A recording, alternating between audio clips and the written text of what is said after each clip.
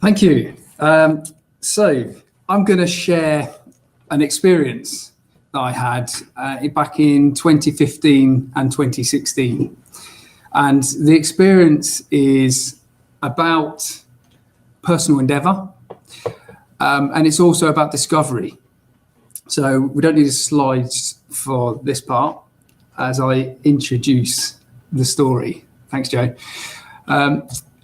Now, the personal endeavour was to become one of the top combat marksmen in the British Army. It's a goal that I set myself, and it was an extremely challenging goal, which I'll describe. The discovery was a discovery of mindfulness.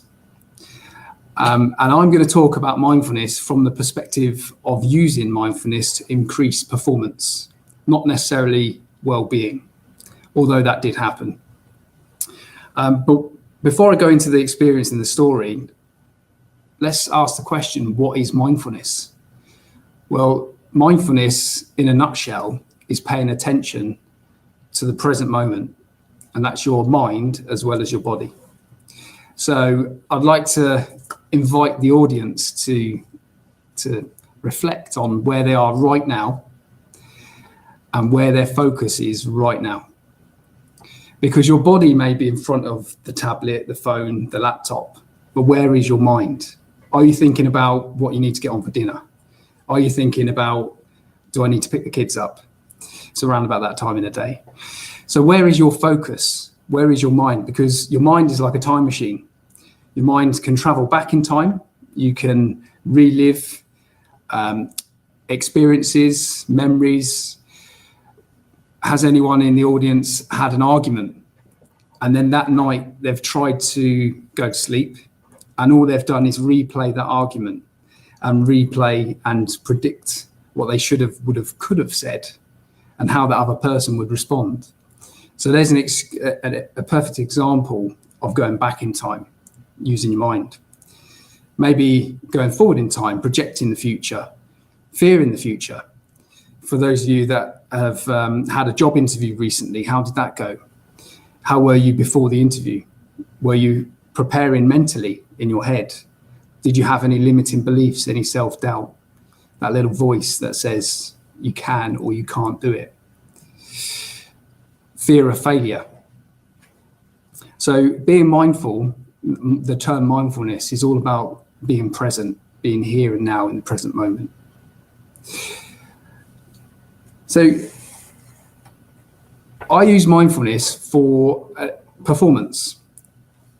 I didn't use mindfulness from a spirituality perspective, although it can be used for that. So just because you do mindfulness, it doesn't necessarily mean you have to follow Buddhism, for example. You can use mindfulness just to tune your focus. So back in 2015, I entered an operational shooting competition, and you'll see from the slide that the team was an 8-man team. There we are on the pistol range, and this operational shooting competition was a week long, 5 days of arduous shoots, combat shoots, ranging from pistol shoots from 10 meters, 15 meters, 20 meters, all the way up to 500 meters long range. So you can see using the pistol there on that range, all the way up to 500 meters, running down, engaging the enemy, the targets, at each 100-meter interval. So it's extremely physical, extremely arduous, and it required a lot of focus. There's another position, firing position, the seated, unsupported position. See the Remy soldier there, firing. And there was a huge amount of training. So whilst training, I had to say bye to the family. I had to go on this training camp. So I've got 2 daughters. So I left my wife and 2 daughters at home whilst I was away with work, training towards this goal of becoming one of the best combat marksmen in the British Army. What you'll see here is Century Range down at Bisley, for any of you that have heard of it or indeed been there. And that is a photo of the top 100 marksmen all firing on the same range at the same time. It's quite a spectacle. And when you become a top 100 combat marksman, you are awarded with the Army 100 badge. And this is a badge that you can wear on your wrist, on your smock, your combat jacket for the rest of your career. So you can imagine the kind of things that are at play in my mind when I was working towards this goal. Now, I had a lot of self-doubt whilst going through this process in 2015. I'm an aircraft engineer, and I was competing against some of the best combat marksmen in the British Army, or the best combat marksmen in the British Army, ranging from Gurkha rifles to rifles regiments and all of the top teams. So there was an element of imposter syndrome in that. And after 3 weeks of arduous training, we competed in one of the qualifying competitions, and the unit team that I showed you on the first slide qualified for the Army finals, which was another 5-day competition. In 2015, when I got to that competition, I did okay in the first few days. But what I did was I projected failure. And I didn't realize this until after the event when I reflected on it, but I actually projected failure. That fear of failure was running through my mind and coursing through my veins. And I knew this because the self-talk that I was talking to myself during the shoots was extremely negative. For example, when I missed a target, I'd be thinking of the score, my score that I needed to qualify as a top 100 marksman. And that score was dwindling and dwindling. And the more I thought of that, the less I was able to engage that target and knock it down. So my self-talk was hugely negative. And this transpired from my mind through my body into my behavior, my actions, hence missing the target. And after hours and hours of training and competition and thousands of rounds, at the end of that week in the finals, I scored 1,156 points. And the qualifying score to get in the top 100 was 1,157. So I'd missed out on my goal by 1 point. Now, to put that into perspective, on one target, you'll see there's a number of rings. And that center ring is 5 points. And the next ring's 4, and then the next ring's 3, and the next ring's 2. Now, if you hit the line on that target, you get the innermost score. So the difference between scoring 5 points and scoring 4 points is literally millimeters. So for those of you who've heard the Tony Robbins millimeter away story, I was 1 millimeter away from my goal. So close, yet so far. Now, at the end of that competition, I was absolutely devastated, as you can imagine. And I went away and I reflected on my performance. And at first I reflected on the physical performance. Was I fit enough? Did I have the right kit and equipment? Was I able to do the various firing positions as best I could? And then partway through the year that followed, completely random conversation with my brother, who said, "Oh, have you heard of the new Headspace app?" And I hadn't heard of it at the time. I thought I'd give it a go. So I took my phone out, put the Headspace app on, sat down in my garden and just listened to 10 minutes of Headspace. And when I'd finished that 10 minutes, I felt like a weight had just been lifted off my shoulders, a weight that I didn't even realise was there. And I thought, there's something in this. And I looked to my role models. I looked to the Gurkhas and how good they are at firing, how focused they are. And the Gurkhas being Hindu or Buddhist in the majority, I thought that they clearly meditate and they clearly have a control of their breathing. They're able to control their emotions and their body through the breathing. So in 2016, end of slideshow. In 2016, I went on the same training camp. I had to leave my family again. I did the 3 weeks of training. I did the qualifying competition, and our unit team again qualified for the finals. But there was a difference.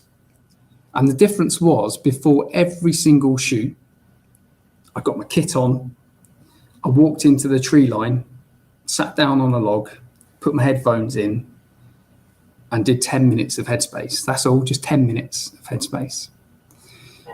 And what that did is that cleared all of that negative self-talk, all of those limiting beliefs, all of that chatter, mental chatter that transpired into failure, essentially. It cleared all of that, completely cleared it. And then when I was on the range, not only did I think I could do it, but I felt I could do it. My whole body felt alive and in the zone and ready for what I had to do. And that's exactly what I did. And the majority of my shoots in that final competition week were personal bests. When I got to the end of the week, I didn't even know my score. So I hadn't followed my scores and the stats throughout the whole week. I wasn't interested, because all that did is fueled that negative self-talk. And when I got to the end of the week, I looked at all my scores, and I'd increased my performance from the year before by 20% through mindfulness. And I actually, having come 102nd the year previous, I actually came 47th out of over 500 entrants in that competition. So for me, mindfulness allowed me to improve my performance by training my focus on the job at hand. Now, I thought that was it. I thought that was it. I'd achieved my goal. What I didn't realize is through that mindfulness practice, it started to spread into other areas of my life. So for you in the audience that have children, have you ever been at home physically, but your mind has been at work? Or you've been at work and your mind has been at home? Well, because of the mindfulness practice that I was doing, and bear in mind, when you do mindfulness practice, it's like going to the gym, but for your mind. Because of that, I was more mindful. So when I was with my children and my wife, I was actually more present and in the moment, I was actually with them. And that actually made me start to see life in HD. Another way it moved into my life was at work. So I had a presentation to give. It was an annual aviation conference for Royal Electrical Mechanical Engineers. And normally I'd be quite nervous about giving a presentation, big audience, high ranks, peers, all watching. But there was none of that. I felt calm. And I can only put that to the mindfulness practice. The second example that I'd like to give is, again, competition. So for 10 years, I ran the Remis swimming and water polo team, as well as competed. Now, after my experience in the shooting, I took that and applied it to the swimming team. Now, there's a competition every year called the Intercorps Championships, and Remy consistently came second and third and fourth for the last 19 years, until the point where I introduced mindfulness and mindset training, to allow the swimmers and the team to focus their minds and be stronger when it came to mindset, to hopefully reduce that fear of failure. And after 19 years of never winning that competition, we won. And then the second year after that, we won. And then the third year after that, we won.